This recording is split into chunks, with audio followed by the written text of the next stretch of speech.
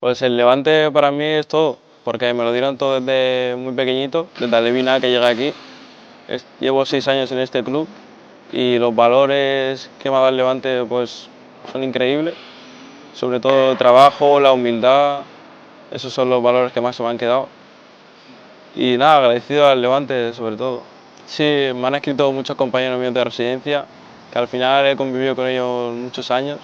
Son 6 años y al final se hacen familia mía, son como familia, son como hermanos para mí. Pues el primero que me acuerdo me viene a la cabeza es Guaita, que es el que me ha cuidado desde que llegué. Fue mi entrenador también y tutor de residencia a la vez, y pues desde ahí ha estado cuidándome siempre. También a las tutoras de estudio, que a veces me relajáis y me han apretado.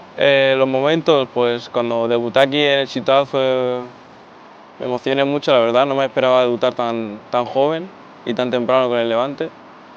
Y eso fue uno de los mejores momentos que viví aquí.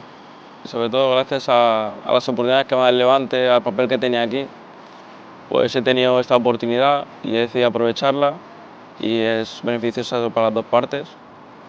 Y nada, a seguir aprendiendo y agradecido al Levante.